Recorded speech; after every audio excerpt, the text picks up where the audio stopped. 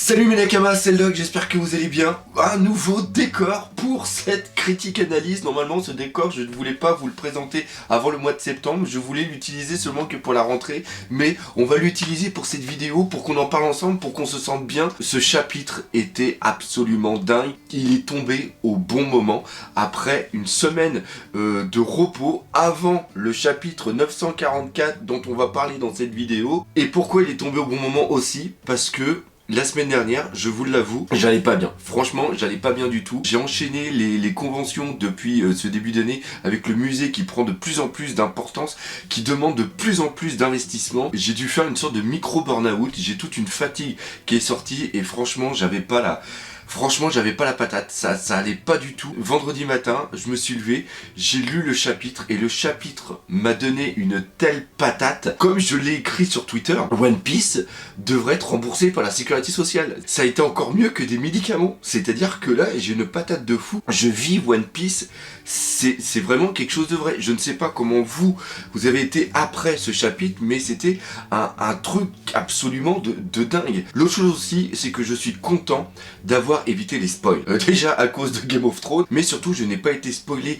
de la fin du chapitre et j'ai voulu justement dans ma vignette et aussi dans mon titre de la réaction live ne pas spoiler les gens, ceux qui attendent justement ma vidéo pour lire le chapitre, de ne pas parler de ne pas montrer Sanji et Zoro qui sont réunis, ni de marquer dans un gros titre ils sont réunis, ça y est le retour des deux. Je sais que vous avez été pas mal justement à me remercier dans les commentaires ou aussi par message sur Twitter en privé. Dans la mentalité de la chaîne depuis à peu près 2-3 mois où on essaye de faire des titres normaux et des vignettes aussi normales pour ne pas vous gâcher vous aussi votre joie de découvrir One Piece. Donc ça voilà, c'était la petite parenthèse. Maintenant on va parler concrètement de ce chapitre 943.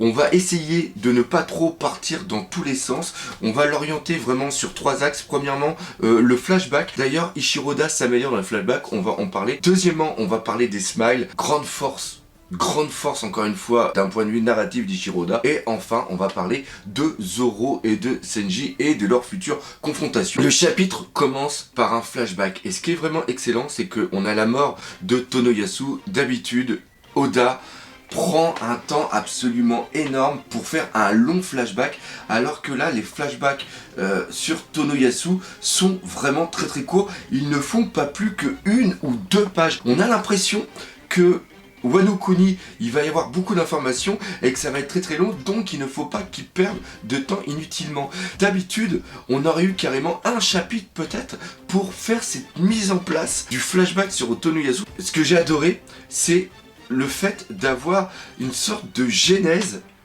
des 9 fourreaux rouges. On les voit tous enfants, et d'ailleurs ce qui est vachement bien fait, c'est qu'on a Kawamatsu ainsi que Denjiro qui sont toujours en ombre, mais tous les autres on les reconnaît. D'ailleurs il y en a beaucoup qui m'ont contacté, qui m'ont laissé des messages pour me dire « Hey le doc, tu n'as pas percuté ». On a Izu qui est présent. Alors Izu, pour ceux qui ne le sauraient pas, c'est le commandant de la 16e flotte de Barbe Blanche. Il y en a certains qui m'ont dit « Hey, t'as pas remarqué, mais on le voit ici étant enfant ».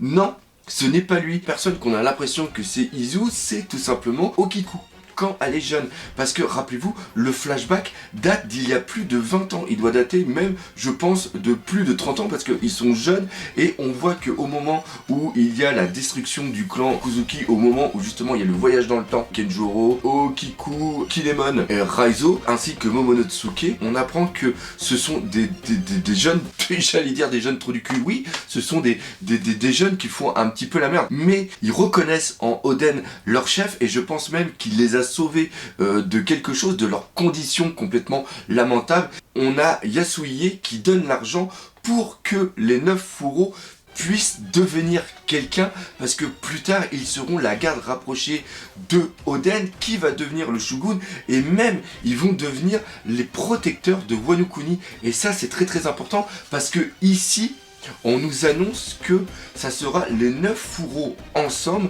qui vont pouvoir et qui vont devoir surtout sauver Wano Kuni. Et ça c'est important parce que pour une fois, ça sera peut-être pas les Mugiwara qui vont être les sauveurs d'un peuple, mais ça va être le peuple en lui-même qui va pouvoir se sauver. Donc déjà on a la première chose qui est excellente ici au niveau de la symbolique, et justement en parlant de symbolique, on ne peut pas passer à côté de tout ce qui nous a été montré avec les smiles.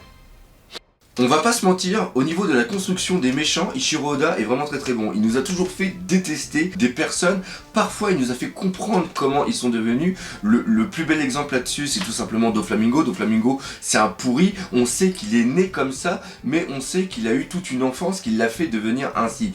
Doflamingo, je le déteste, mais je l'apprécie tout autant. Pareil pour Big Mom. Big Mom, elle est complètement folle, mais on sait qu'elle a été abandonnée par ses parents, donc il s'est passé quelque chose. Pareil, elle est née ainsi, et elle n'est seulement que l'évolution de ce qu'elle est au départ. Et le mot évolution, vous allez voir qu'il va être vraiment très important. On a aussi eu Ener qui, dans un autre cas, on ne connaît pas du tout son passé, mais sûrement partie du peuple qui est venu de la Lune. Lui, on le détestait vraiment parce qu'il avait aucune considération sur son peuple. D'ailleurs, il voulait carrément tous les tuer pour après partir tout seul, revenir à l'origine de ce qu'il était. Et ici, on a Orochi qui, d'un point de vue de la dégueulasserie, a atteint un niveau jamais atteint. Je pense qu'il est absolument impossible de la part d'Ichiro Oda de nous placer un flashback pour qu'on arrive un petit peu à apprécier le méchant. Comme j'ai expliqué tout à l'heure, c'est quelque chose qu'il aime bien mettre en place, expliquer pourquoi le méchant est méchant. C'est pas comme d'autres mangas où le méchant est méchant parce qu'il a envie de devenir méchant. Il y a toute une construction autour, sauf que là, Orochi,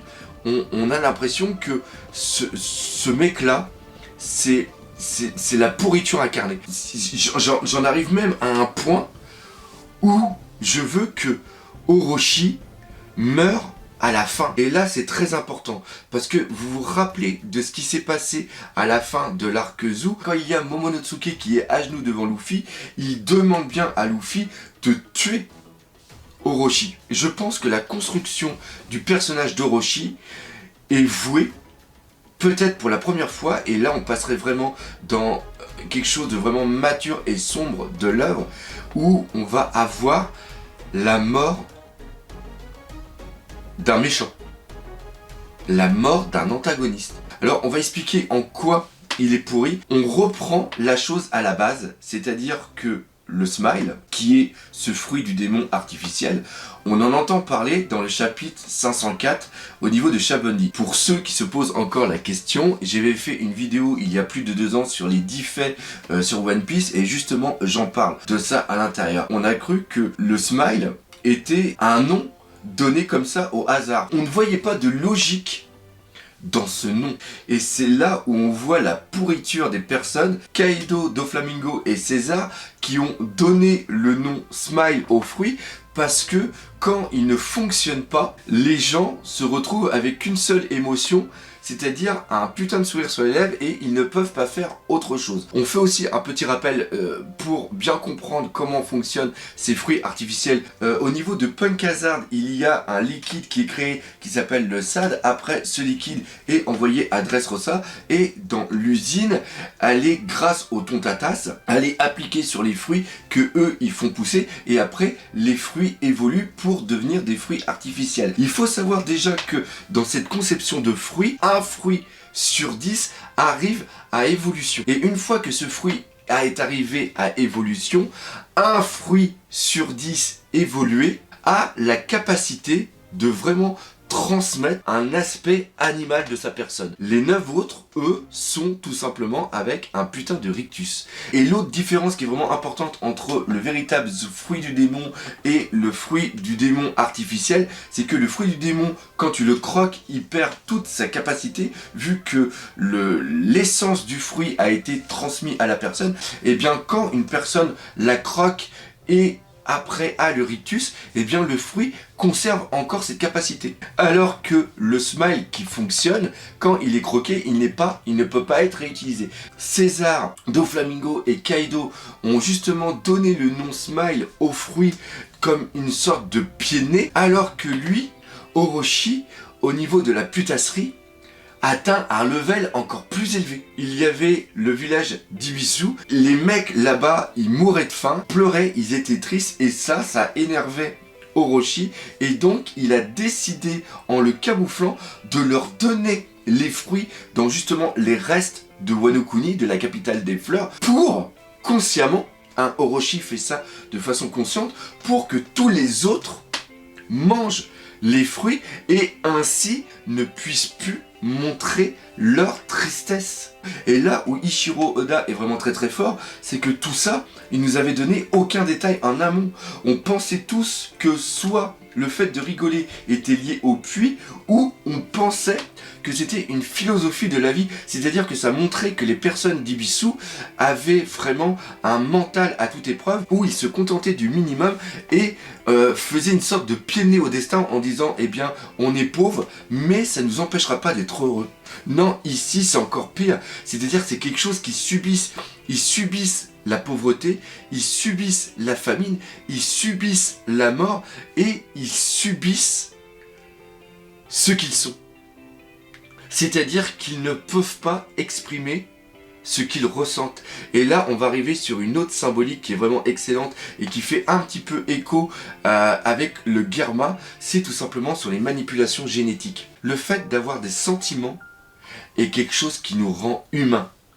Le fait de pleurer, le fait de rigoler, le fait de ne pas être content, à travers notre visage, nous arrivons à exprimer quelque chose. Avec les manipulations génétiques, parce que c'est un petit peu ça ce qu'il y a avec les smiles, et c'est aussi ce qu'il y a avec le Germa. Quand Papounet, il a justement transformé l'ADN de ses enfants dans le ventre directement de sa femme, ses enfants sont nés sans aucun sentiment. Et là, Ichiro Oda est peut-être en train de nous montrer quelque chose, c'est-à-dire que la course à l'amélioration génétique, à la recherche du patrimoine génétique, va dans un futur rendre les humains presque identiques et peut-être aussi sans émotion. Il y a une sorte de cri d'alarme que Ichiro Oda est en train d'envoyer. Et c'est ça qui est beau. C'est-à-dire que, encore une fois, dans l'œuvre, il nous transmet des valeurs, il nous transmet des messages qui sont absolument dingues. C'est hyper dangereux ce qui est en train de se passer autour de nous par rapport aux manipulations génétiques. Et le message final que Ichiro Oda veut peut-être nous donner à travers justement les Vinsmoke et à travers ce qui s'est passé avec les Smiles, c'est que tout simplement, à trop vouloir nous améliorer, on va perdre tout simplement notre humanité. Il y a une autre chose qui était dingue dans ce chapitre au niveau du destin, c'est tout simplement Orochi.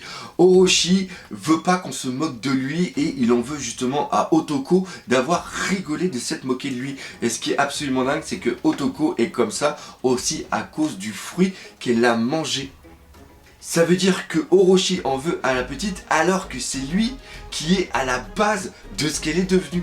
Et elle rigole à cause de ça. Je sais pas si vous comprenez un petit peu le pied de nez qu'il y a ici. C'est en un sens un pied de nez du destin qui est absolument dingue. Et c'est ça que j'aime dans One Piece parce qu'il y a toujours plusieurs lectures. C'est tout comme Usopp. Usopp qui dit des mensonges et ces mensonges se transforment en vérité. Usopp parle de l'huile de crapaud, ça c'est lié pareil au folklore japonais par rapport à une vieille histoire, à une vieille fable. Et donc il vend une huile lambda et il s'avère que cette huile a cette faculté de guérir les gens. Elle a guéri Zoro quand la petite donne le médicament à son père. Et là, il y a Usopp qui se dit non, mais en vérité, c'est un mensonge. C'est encore une fois, il y a quelque chose de beau. D'ailleurs, on peut même se demander si Usopp, oui, c'est carrément un dieu. Il est capable de créer des miracles. C'est-à-dire que par ce qu'il dit, il va créer un miracle. Ça, c'est encore une fois, ça reprend le God Usopp qu'on a eu. Encore une fois, il y a une très très belle symbolique là-dedans. Et la chose qui pourrait peut-être être dangereuse ici, c'est-à-dire qu'à travers cette huile, on pourrait avoir le retour de Yasuhide. Chose que j'espère pas. J'espère franchement que Yasuhide est bien mort. La dernière chose que je voulais dire par rapport au Smile et par rapport à ce peuple d'Ibisu, il est absolument inconcevable que les Mugiwara quitte Wano Kuni et que le peuple d'Ibisu ait toujours ce sourire figé et toujours cette malédiction. Donc, pour contrecarrer cette malédiction, il y a deux solutions. Première solution, c'est Chopper. Chopper va créer un médicament. Le fait qu'il sourisse, et c'est lié à quelque chose d'extérieur, c'est lié par rapport à un fruit. Donc, peut-être qu'en analysant ce fruit, Chopper arrivera à trouver un antidote pour enlever cette chose de leur corps. Et si Chopper n'y arrive pas, chose qui serait vraiment dommage parce que je pense qu'ici il y aurait une très belle utilisation de Chopper, on peut peut-être penser à Vegapunk. Et lui va créer facilement un remède qui va permettre au peuple d'Ibisu de pouvoir redevenir le peuple qu'ils étaient avant. Et là, enfin, ils pourront pleurer toute leur tristesse qu'ils ont emmagasinée dans leur cœur et dans leur corps aussi, et même, je dirais, dans leur âme. Vu le traitement qu'il y a sur ce peuple, il est absolument impossible que One Piece se termine sans qu'il y ait une résolution pour eux. C'est comme dire que One Piece se terminerait sans que le peuple de l'île des hommes poissons revienne à la surface et puisse vivre en communauté avec tous les autres peuples de One Piece.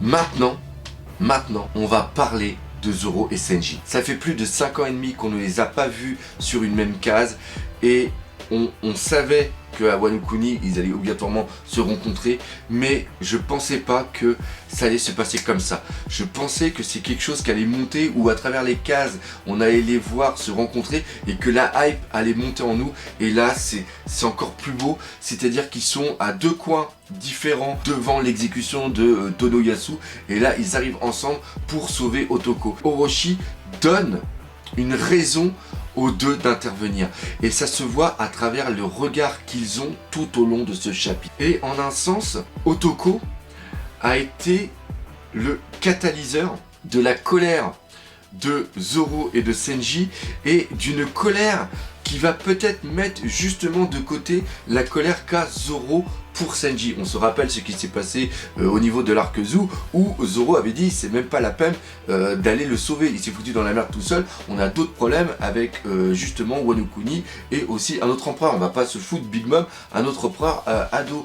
C'est sûr qu'il y aura une résolution plus tard, mais là pour l'instant, la fureur qu'ils ont en eux va être catalysée envers une seule et unique personne, qui est tout simplement la personne d'Orochi. Sauf que il y a Diez Drake et il y a aussi Hawkins. Alors, est-ce qu'on arrive sur un combat, par exemple, Sanji Jezreel, il avait laté la gueule, le mec s'était transformé en Spinosaur, c'est selon mes souvenirs, et donc on aurait un combat entre Zoro et Hawkins, parce qu'ils vont faire barrage pour protéger Orochi. Une personne qui est encore pas apparue, c'est tout simplement Law. Est-ce que Law va intervenir dans le prochain chapitre qui va être le 944? Et justement, on va en parler du 944. Je fais partie de ceux qui pensent que il va rien se passer dans le chapitre 944. Je ne dis pas que le chapitre 944 sera un chapitre lambda. Le chapitre 944 sera un bon chapitre, et je pense que la hype déjà nous fait attendre le chapitre 944 comme absolument un fou. Mais je pense qu'on va pas avoir de méga révélations, on va pas avoir de grandes choses. Pourquoi?